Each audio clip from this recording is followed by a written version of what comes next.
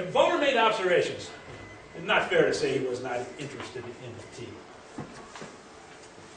And as a result of all of his tests, said that steel will rupture much less than the elastic limit.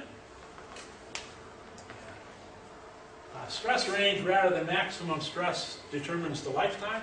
It's the range of stress, not the maximum stress. Kind of interesting. So today, if you go into any industrial place doing fatigue, then they will do very nice finite element models and make very nice color pictures, and they want to know what is the maximum load case. Right? The maximum load is not important. It's the range of load. And I want to give you some example to show that. So they were doing some construction behind my office. And they were using backhoe. Okay, so you know what a backhoe is?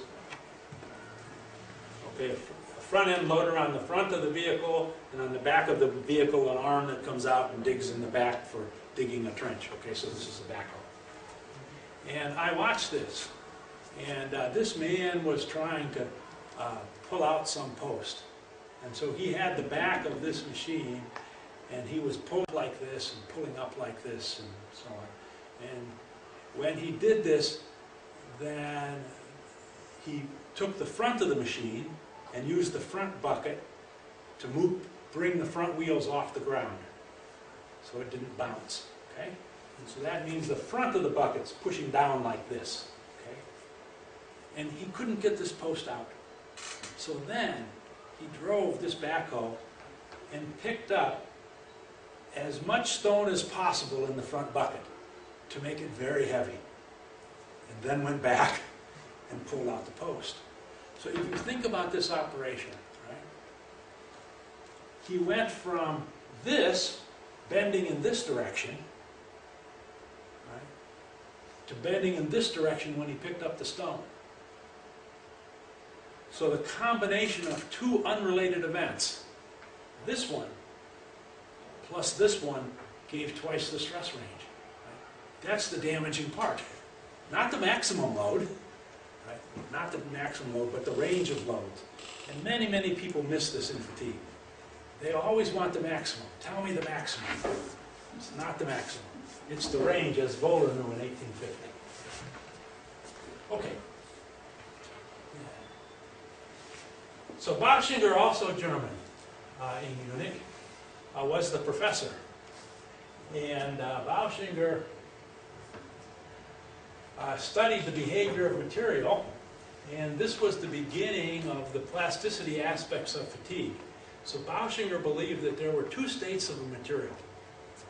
And so he believed there was what he called a primitive state, and that's when you start and have the original material, and that as you cycle a material, it will tend towards its natural state. And today, those of you who study strain fatigue would recognize this as cyclic hardening and softening and things like that. But he believed that there was a natural state. And his idea was that if this natural state remained elastic, then you'll never have fatigue failure. So he wanted to find this elastic state. And so Bauschinger built an extensometer that would measure 1 microstrain, to measure very, very small plastic strains. Again, in the time frame of 1850. So how do you measure 1 microstrain?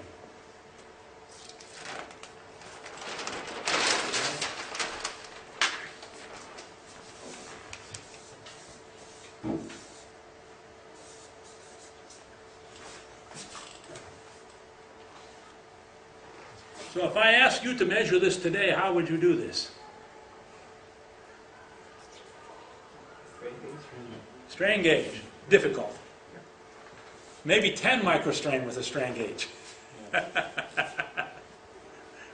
expensive strain gauge. Very expensive. So how did Bauschinger do this in, I think, 1860 or 70? I don't remember. A long time ago. How? Optics.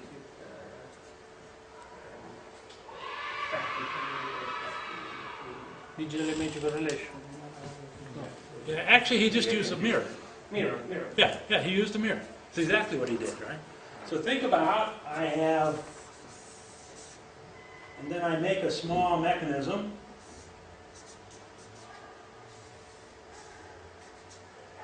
Pivoted at these points, a mirror here, and I shine a light here, and there, and so of course as this moves, then it changes on the wall, and so you can measure very, very small strains. Yeah. How many of you have one of these devices in your house? I use it, but I don't have it. Yeah, in your house. Yeah. So this is the basis of some of the color televisions. So this is how they beam the different colors off to the front. They have these microchips, and they etch these on the microchips, these little mirrors, to beam the different colors. And I don't remember which one it is. And one of the televisions works this way. Yeah. Very nice, very nice. So just, yeah. I like to tell stories. I went to a conference in Munich, and the organizers did something which was very silly. They had this conference at the Deutsches Museum, the German Museum for Science and Technology. So why is this not a good idea? This meant that the session wasn't very good. Everyone left to go tour in the museum. Of course. Right? So it was difficult to have good attendance at the sessions in this place. Difficult. But they had one of these with a laser. You know, amazing. So a very large bar with a lever, and you could like this and watch the beam on the other end of the wall. And so but people made these measurements very easily, and they measured this idea of materials having this natural state. And Bofsinger showed very close agreement to Wohler's fatigue limits and the idea of completely elastic material. Right? So this is one of my favorites. Right? And I suppose that every undergraduate in machine design who learns a little bit about fatigue then has to learn about the mean stress corrections. And I suppose worldwide the most famous mean stress correction is Goodman. Is that true in Italy? I suppose. Yeah, okay. It's always interesting to read what authors say about their own work. I recommend it to all the PhD students because you will find frequently people are very critical of their own work. And I wanted a copy of Goodman's book about fatigue because it's such a famous diagram. And so I got one of the references, leafed through this reference. And the Goodman diagram for fatigue comes from one page in a civil engineering design book that's about this thick. One page. And so I just reproduced the key parts of the page. And it says, whether the assumptions are justifiable or not, we use it. Because it's easy. Many, many things in the literature are used today because it's easy, not because there's a lot of theory. And here's the equation that Goodman originally wrote. The strength of the material should be equal to the minimum stress plus 2 times the stress range. And then he had to find some data to show that this was okay. And so here is the data that he found. And I don't know, maybe you find some data points. 1, 2, 3, 4, 5, 6, 7. So maybe 7 or 8 data points from Wohler's data. And says, okay, the theory must be good because I found a few data points. So I want to be a little bit cautious because, you know, I have lots of test data in my desk that shows my theories work very well. And I have lots of test data in my desk that shows my friends' theories don't work very well. But I have no data in my desk that shows my theories don't work. Yeah, why would a student bring me data that shows my theories don't work very well? Remember, they want to graduate. And so they should either bring me data that I like, right, because it shows my friends are wrong, or that I am right. I mean, just the way it is. Yeah, but you know, this has survived, all right? So today, right, I buy the very best fatigue software, right? I think the yearly license is about 20,000 euros for an industrial version of the different fatigue software packages. Doesn't matter whose you get, right? You can get the English ones, you can get the German ones, you can get the Austrian package, whichever ones they are. They still implement this from 1890. 1890s technology. So do you think you can do a good job with 1890s technology in fatigue? Huh? Well, you know, for all practical purposes, it does okay. But we still use some. By the way, you also use technology from 1650. Oh, you're shaking your head. No, I believe it. What do you use from 1650?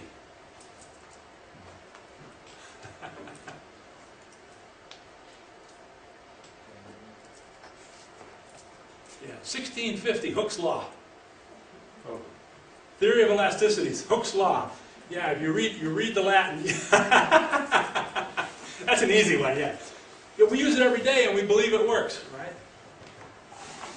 Hooke's law written out, I don't remember the Latin, but if it's translated to English, then the stretch varies as the force, or some such words when it's that. But 1650. So yeah, some old technology still works, and this is good advice. Yeah.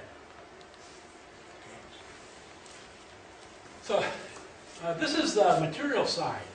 Came about 1900. And what is special about this? What is special is this is the time that the microscope was invented. So now, only at this time, around 1900, did people have opportunity to actually look and to see what happens. And the most famous work came from Ewing and Humphrey.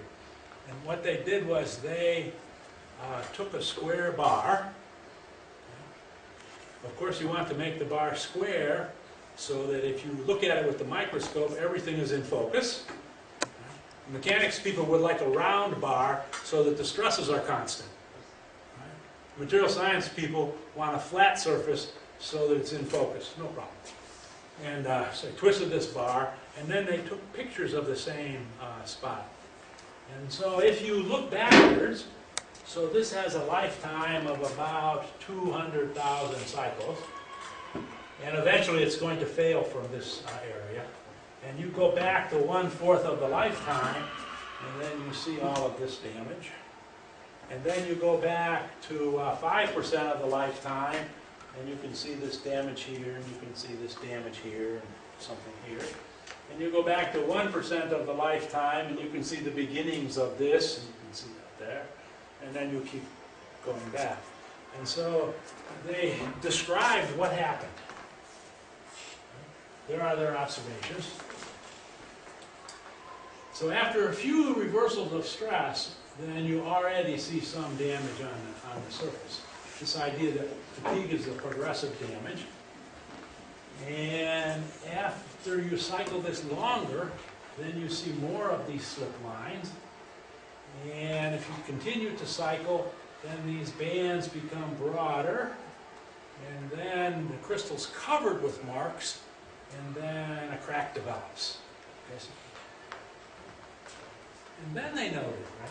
Once a crack forms across a few crystals, all the damage is confined to the neighborhood of the crack tip. So now, 100 years later, after very careful studies in the electron microscope and so on, we would not substantially alter our description. We now have a better quantitative description, and we have much better pictures, but it's still basically the same description. So if you look at this time period, by the end of the 1900s, then we had a very good description of the fatigue process by the end of the 1900s. But nothing quantitative. Right? Nothing quantitative that could really be used in design. Goodman's ideas were hidden away. The quantitative studies of fatigue did not come until the 20th century. So basic nature of fatigue was understood. And so these are just some key things that I like to talk about the milestones in the 20th century. You don't have to agree with my selection. Right? By the way, we've always collected data. So this is an example of a data collection device. And you can get an idea of the size of this device from 1900. Today replaced by something that's maybe that large in it. I like to show this because here was the recording device. So unlike a computer, this recording device was hydraulic, so worked on pressure. So you can imagine what happened if you're trying to measure the impact loads in a railroad car and you have a pressure device to transmit the pressure up to this paper. So of course they never recorded very high loads because the signal was continuously attenuated. The other thing I would like to show you, they were always very clever. If you look at this device, okay, so this device was to tell the direction of the wind. So I didn't put that slide in, but that device actually comes down and makes a mark on the paper to tell what the wind direction is in it. Yeah, not unlike today. Right? It's just more complicated and more reliable. So all that stuff existed. Okay. Well, so you know about Griffith. Griffith was a student of Professor Jenkin, and I'll show him a little bit later. And Professor Jenkin was studying the stress-strain response of materials. And at the same time, Inglis analyzed the idea of an elliptical notch. First analysis of stress concentrations.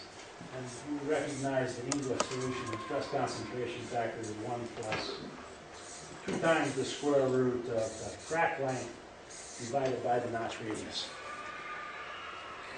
That came in 1910. Okay. And Griffith worked at the Royal Aircraft Establishment, and he was supposed to study the effects of scratches in aluminum because they wanted to use this lightweight material in an airplane. Right? And you can see what happens is that if you look at a scratch, rho becomes very small. So this means that a scratch in an aluminum airplane skin must have a very high value of Kt, and this must be very dangerous in fatigue. So this was the idea. And you know the rest of the story. Then he did his math, right, incorrectly. 10% error due to some Poisson's ratio terms that he missed, right? But he essentially got the driving force for a crack sigma square root pi a, and set that equal to some material properties, and he wanted to show that this worked, and so he chose glass as a material. Right? So is glass a very good model for aluminum?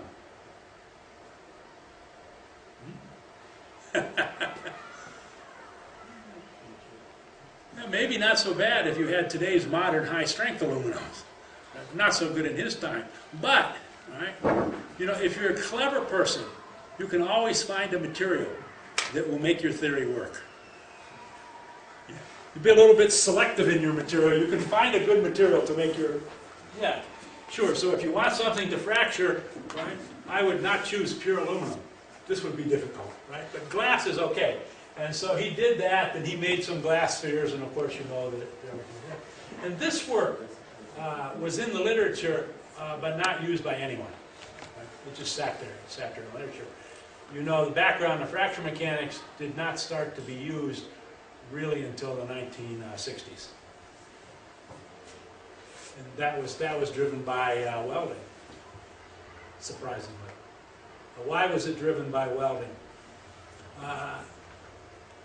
But you know, before the age of welding big structures, if things fractured, for example, a bridge fractured, you know, one piece fractured, and the bridge still stands. And if you looked at a ship, one piece fractures, but the ship still floats. But after they start making these very large welded structures, one fracture, and the ship breaks in half. You know, one fracture in a large welded bridge, and the whole bridge collapses. And so there were these very big failures. And that's what really drove fracture mechanics. The impetus from the political funding to bring in the money to do all the good research and so on came from all these big welded structures. I like this one. So those of you who work in fatigue know that we have variable amplitude loading, and we want to know about the damage, and so people use the Pelgrim-Minor rule. And Minor wrote a paper in the Journal of Applied Mechanics, one of the most prestigious mechanics journals, and he proved that the linear damage rule is correct. Of course, we know that it's wrong. We know it is wrong, but he proved that it's correct, and that's why I like to talk a minute about to you. If you actually read the paper, right, at the beginning of the paper, he says, we assume that the work to failure is constant. We assume that the work to failure is constant, and then for the next 5 pages he proceeds to go through the mathematics and so on to show that the linear damage rule must be correct. Right? Oh, work to failure must be constant. You know, if that was a true statement, if the work to failure were constant and I plotted an SN curve, then every SN curve would have to have a slope of 1 for the work to be constant. No SN curve has a slope of 1. None. Either you have something dominated by crack growth, in which case that slope is 3, or you have something which is dominated by these slip bands, in which case that slope is about 10, and everything between 3 and 10, never 1. And so you have to be careful when somebody proves something, because many times when somebody rigorously proves something mathematic, they start off with something that violates the observed physics first. Work to fracture is constant. So if you make a bad assumptions, you can have as much rigor as you want down the line, but you know, it's still used. It's still used, but he proved it to be correct. So be careful in your proofs, because maybe you will have your examination and there will be some funny professor who realizes that your first statement was wrong, so the rest doesn't matter. So just be a little bit careful. Okay. Next part of this in it is the ideas of the strain approach and plastic strains and so on. And these things are generally attributed to Coffin and Manson. And I put up both of their original curves. Coffin and Manson's were, as people, were near the end of their career when I started, and so I knew both of them because of going to school at Illinois and listened to them talk. They were enemies. They were enemies. Unlike today, Coffin would give a talk on high temperature fatigue, and Manson would be prepared with rebuttal slides. So at that time, they had a slide carousel projector, 2-inch square slides. So when Coffin would finish his talk, Manson would jump up and put some slides in the projector and say, it can't be that way. It was very much fun. Very much fun. And of course, the other would happen as well, but a little subtle, right? You know, both of them, Coffin was at General Electric and Manson was at NASA. Both of them, of course, supported research at universities, so they each had their followers, right? So if one didn't ask a question, one of the followers would come in with his slides and so on. So much more discussion. So it's not so interesting at conferences today. You know, today everyone is too polite.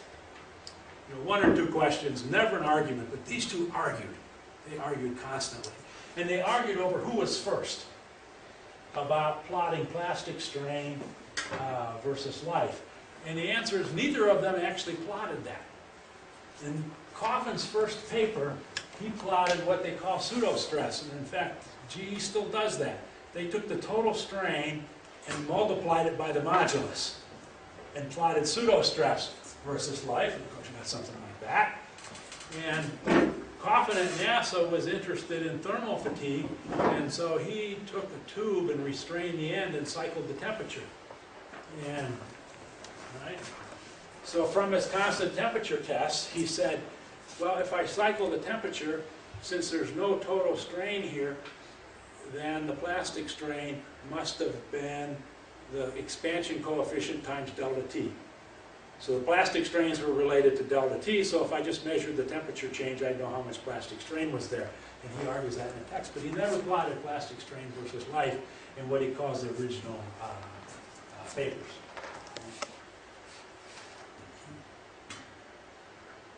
By the way, I'm going to guess maybe 1980 or thereabouts, then they gave an award to both of them. So they gave a Coffin-Manson Award to Coffin, and they gave the Manson-Coffin Award to Manson. And I know you're laughing because you know if it were me, of course I would have given the Coffin-Manson Award to Manson, and the opposite as well, to do that. Right? So this is the work of Paris, and of course Paris looked at the fatigue problem in a very different way, and he looked at it in terms of fracture mechanics.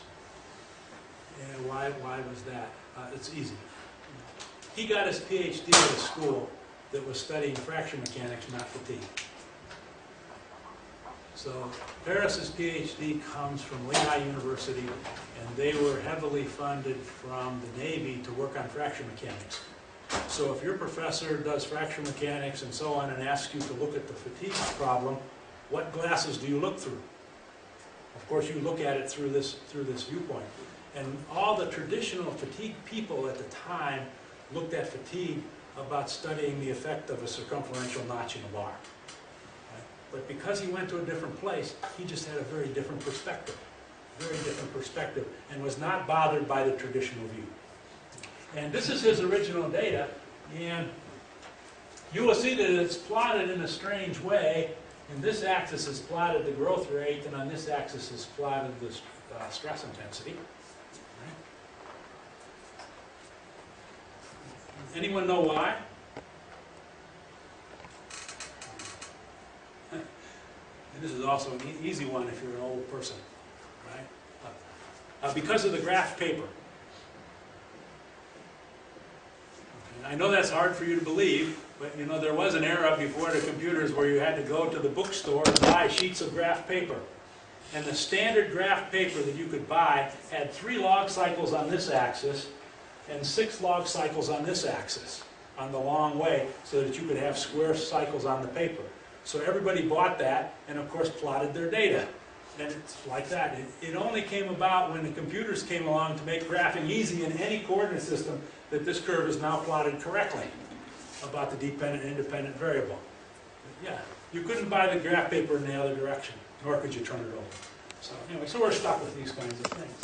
So Paris had very convincing evidence, of course, if you look at those two geometries, in one of them, as the crack grows longer, the stress intensity increases, and the other one, it decreases. And so he had very convincing evidence about stress intensity. And if you talk to him, and he delights in telling as a young faculty member, just got his PhD, how his papers were rejected by the fatigue people. Completely rejected. Oh, this elastic parameter can't work, and so on and so forth in his work. And I think it took him to the 3rd time to get his work published in the fatigue journals. So there's hope. If your first paper is rejected, maybe it's a really, really good idea. Maybe a really good idea. A problem with the traditional fatigue people, I'll tell you what it was. You know, if I am studying a circumferentially notched bar, then my observations are based on the crack length, and I see only the crack. Okay? I see the cracked part. But from a fracture mechanics perspective, the stress intensity factor includes the depth of the notch. So all the traditional fatigue people were trying to worry about crack length, defined as the length of the physical crack. And from the fracture mechanics perspective, of course, you would also include the length of the notch as well, as part of the crack length. And they never realized that, so they just rejected this out of hand. Pretty easy. I mean, I was editor of the fatigue journal. If I wanted to reject a paper, it was pretty easy. I knew who to send it to. And if I knew somebody who would be open to really new ideas, I knew where to send that kind of stuff and so on. So this is actually what happened, and it took him the third time to actually get it published. So like I say, if your first paper is rejected, maybe it's a good idea. Right? I showed this complicated slide, not that you will look at the slide, but the entire strain approach to Peterson was laid out in an ASTM publication in 1963, and he is given no credit whatsoever for this. None, because Peterson was a lone researcher. He is the author of the original stress concentration factor handbook, a big green book like that. But he worked at Westinghouse research labs, and he had no graduate students to write even more papers and so on and so on and so on. And he wrote this one paper, only one about the subject, and said, well, here's how to do it. And it had in all the elements of the strain approach. And it was then picked up by people later, 5 years later, and basically took the same ideas and of course flushed them out and so on. So even if you have a good idea and you publish it, I want to remind the PhD students, you have to advertise it too. The world will not be the path to your door. Right. Last thing to talk about is idea of counting cycles. So what could be more basic than learning to count correctly? And we have a little loading history that looks like the top. I have no problem with the Japanese. It says loading history. And if you look at this, it's pretty hard to find the cycles. But if you look at this in terms of stress and strain, stress on this axis, strain on this axis, and I look at this loading history, then it's easy for me to see that this loading history comprises one big cycle followed by 4 or 5 interruptions to that big cycle. And Endo saw that and so on. The concept of rainflow counting comes from this. I'll give you the history a little bit later in rainflow counting. Rainflow counting actually comes from his graduate student, not him, not surprisingly, in it. Also, I would note all the original data was done in torsion. You can imagine my surprise when I got a paper to review a few years ago where somebody wanted to evaluate if rainfall counting works in torsion. And of course they referenced the first paper because everybody must. Right? It's pretty obvious this person never read the original paper because they were just clueless that all the original stuff was done in torsion. Why was it done in torsion? Endo didn't want to worry about mean stresses. And there's no mean stress effect of torsion on fatigue. I'll show you that as we talk about it. So he chose a stress system where he didn't have to worry about mean stresses. And so he could do all of the cycle counting. Okay. So all the methods were really developed that we use today in fatigue. And these methods were all developed during the 1960s and 70s. And the 1980s saw an important development, and that was the advent of the first mini-computers. So before 1970, in order to use a computer to do something, you had to have the permission of the computer department. Difficult. But the first computers came, and let's see, the first computer I used was a box about that wide, about that high, and about that deep. And it had 16K of memory. Just think what 16K means. And it was in a box that was this high, and the bottom of the box was filled full of cooling fans to blow enough air through this computer so that it didn't overheat and it worked most of the time. 16, yeah. Flashing red lights, it was fun. But you know, the computer department didn't control it. And so at that time, all kinds of people like me were into writing small algorithms to do all these fatigue calculations. And almost all the computational stuff for fatigue was developed during this time frame. And all the crack growth programs and low cycle fatigue programs and so on, as people worried about implementing this. How do we actually use this to design structures? Okay. So I have talked for a long time. in it. And so I want to take that brief introduction, and then I want to talk a little bit about fatigue, but I want to take a short break at this time rather than wait until whatever the clock says we're permitted.